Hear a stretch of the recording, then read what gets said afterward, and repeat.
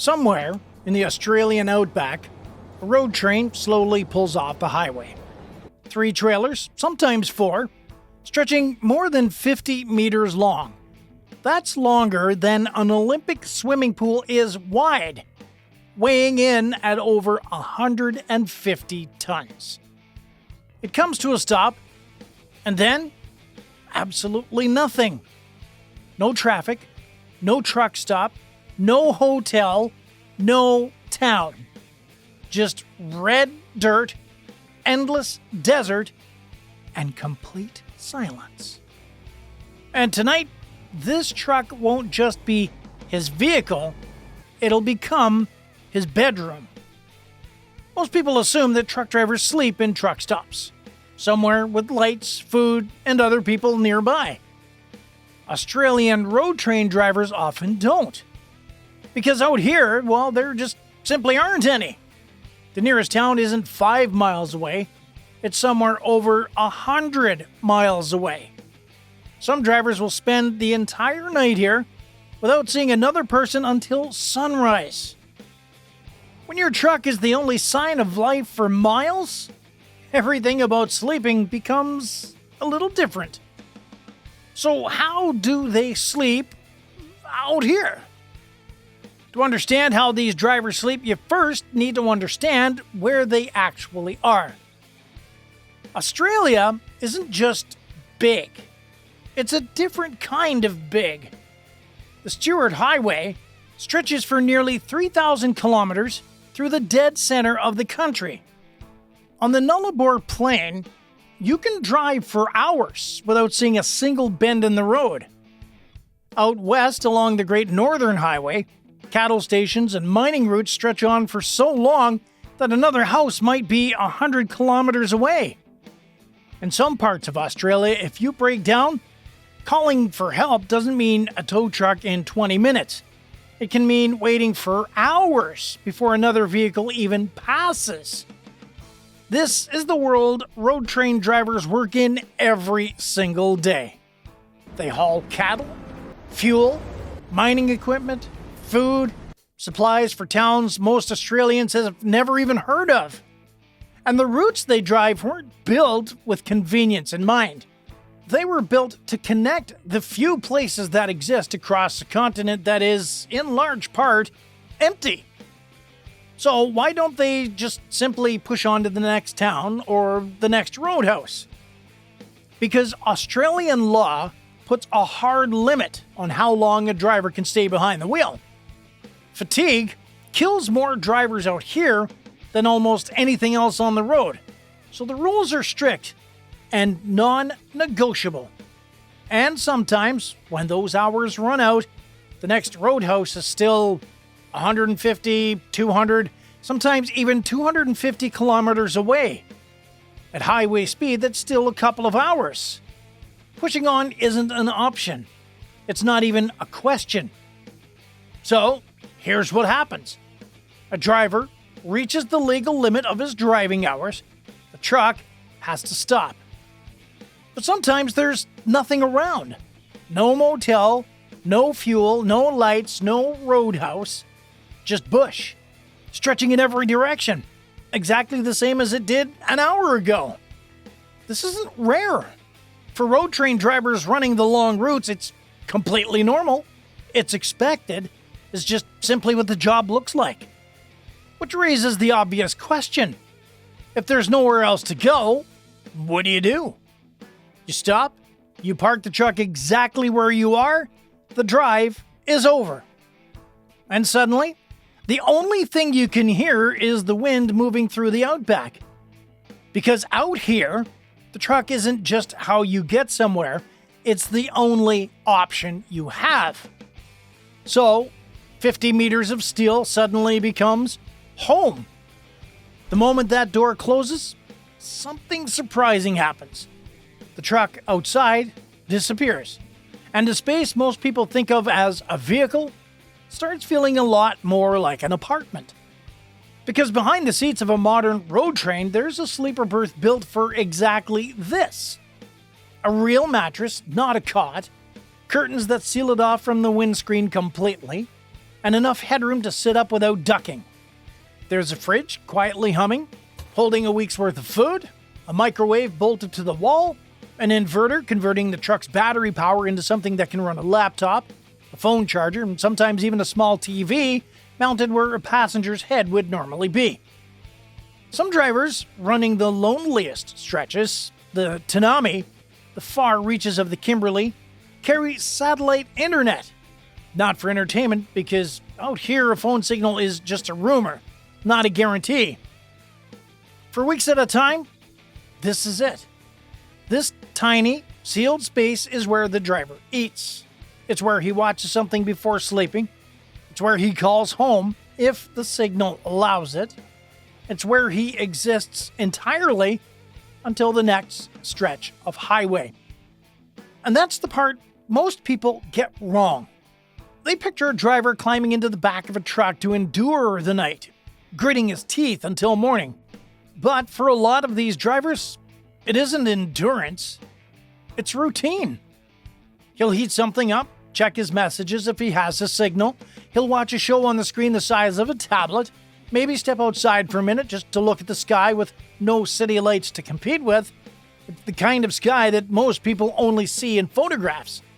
Then, eventually, he'll close the curtains behind the seats, and the entire cab, 50 meters of steel, 3 trailers, and 150 tons of freight, quietly becomes a bedroom. But there's one thing this apartment on wheels has to deal with that most homes never do. It's about to get very, very hot. Everyone knows the cold version of this story. Canada, minus 40. Bunk heaters keeping the drivers alive through the night. But Australia has the exact opposite problem. And in some ways, it's just as dangerous. During summer, daytime temperatures across the Outback regularly hit 45 degrees Celsius.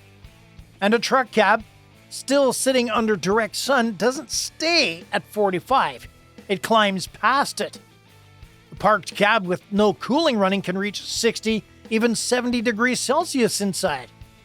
That's hot enough that touching the steering wheel barehanded is genuinely painful. So how in the world does anyone sleep in that? Whenever they can, drivers look for whatever shade is available. A tree line, a cutting in the landscape, even the shadow cast by a building at a remote roadhouse. If they have a choice, they'll often park so that the windscreen isn't taking the full afternoon sun. But shade alone isn't enough, not at 45 degrees. This is where a piece of equipment most people have never heard of comes in. A bunk air conditioner, powered independently from the main engine. Some systems run off the truck's batteries, others use small auxiliary units mounted outside the cab. Different systems, but the same goal: keeping the sleeper cool while the driver rests. A properly running bunk AC can drop the sleeper from 65 degrees down to a comfortable 22 in well under 20 minutes. For drivers without one, once the sun begins to set, many crack a window on the shaded side to let cooler evening air move through the cab. None of it is complicated, but all of it is necessary. Outside, the desert is still radiating heat from the day. Inside, the sleeper finally feels like somewhere you can close your eyes. Because out here, cooling isn't about comfort. It's the same rule as the cold. You get it wrong, and the heat doesn't negotiate either. And in a country built on distance, learning to feel at home in that distance is part of what makes someone last in this job. But comfort out here only goes so far. Because tomorrow, before any of this, the shade, the cooling, the quiet, matters again, there's something every experienced driver does first. Most people think that the day ends when the truck stops. For a road train driver, that's when one of the most important parts of the day actually begins. Sleeping is the easy part. Making sure you'll still be driving tomorrow morning is something else entirely. So before any of that silence, any of that rest, there's a routine. And every experienced driver takes it seriously. Not because something usually goes wrong, but because out here, if it does, nobody's coming to fix it very quickly. He starts with the tires, all of them, across all 3 trailers. Not because they usually fail, but because one damaged tire on a triple road train isn't something you want to discover 50 kilometers later fully loaded with nothing around but scrub. Then the air lines connecting each trailer. Checked for rubbing, checking for leaks, for anything the last few 100 kilometers of rough road might have loosened. Then the lights. Out here, there are no street lights, no glow from a nearby town to help another vehicle see him coming. Sometimes those small red marker lights are the first thing another driver notices, long before the truck itself even takes shape in the dark. Fuel, water, and if he's carrying one, the sat phone. Check it to make sure that it still has signal and still has charge. Some drivers even do one last lap around the truck with nothing but a flashlight right before they climb in for the night. Not because they expect to find anything, because a 5-minute check in the dark is nothing compared to being stranded hundreds of kilometers from the next person the following morning. Sometimes a mechanical fault is exactly that, a mechanical fault. Other times it means spending the entire night exactly where you stopped, waiting, because there isn't another option. That's the thread running through all of it.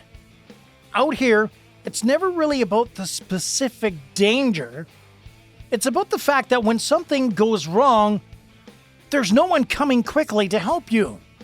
Whatever happens, the driver deals with it alone, using nothing but what he prepared for beforehand. Which is exactly why all of it, the checks, the shade, the backup supplies, matters as much as it does. Because when something does go wrong out here, the truck isn't the danger. It's the only thing keeping you safe until help arrives. To most people, a road train looks impossible. Too long, too heavy, too remote. But for the drivers behind the wheel, it's something else entirely. It's shelter, it's routine, it's safety. It's home. It's where he eats, where he cools down after a brutal day of heat. It's where he watches one of the darkest skies on Earth slowly fill with stars.